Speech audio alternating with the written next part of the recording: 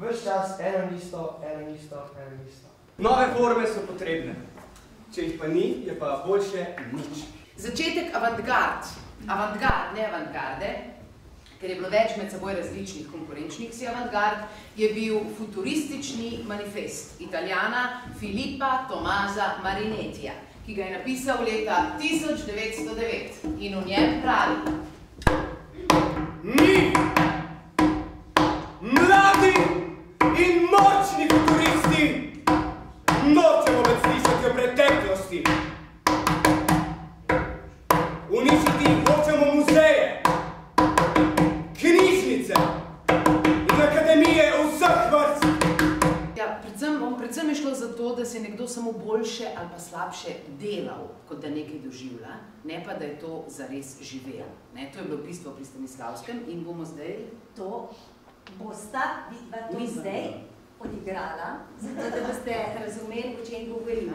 Najprej vaju prosim, da odigrata kratek prizorček iz Romeja in Julije, ko se Romeo vrne iz Mantove in najde mrtvo Julijo. Tako kot bi to zrežiral Stanislavski. Pomeni podoživeto zares, prosim, bod Julija, pa ne pomeni, da si tih. Mrtvo. Vedeti morate, da je za tak način študija in pač pristopa k vlogi potrebno mesece študija in bo tole samo iztrganina tega. Čak, da bom zares čutila, da sem mrtva, da se ne bom samo delala.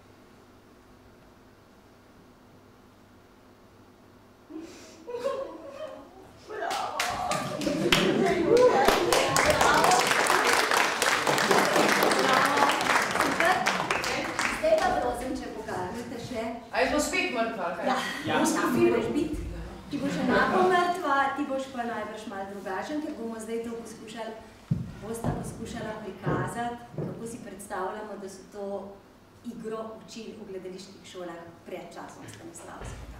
Malo pretiravanja, malo spakovanja. Bodite pozorni na spremembo v moji igri.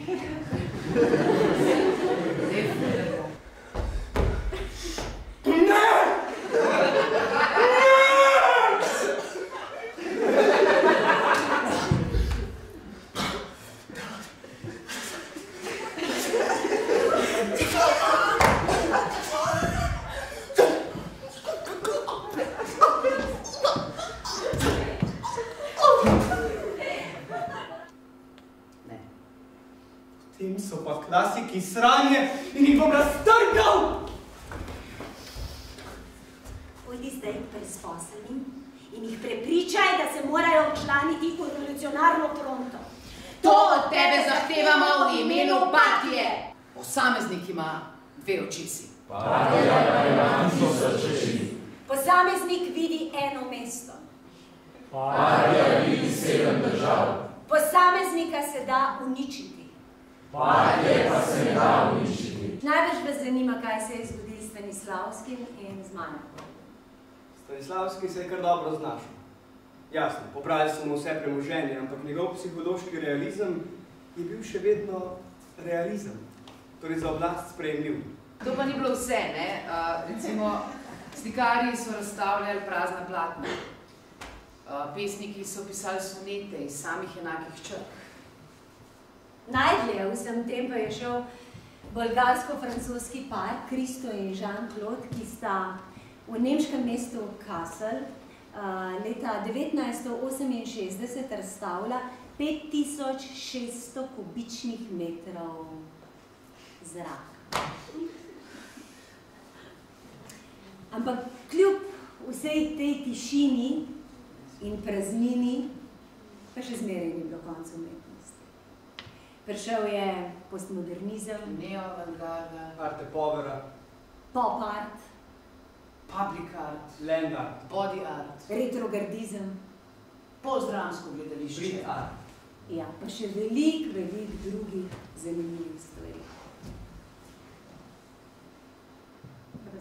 Kaj pa zdaj? Nove forme so potrebne. Če jih pa ni, je pa pač boljše nič.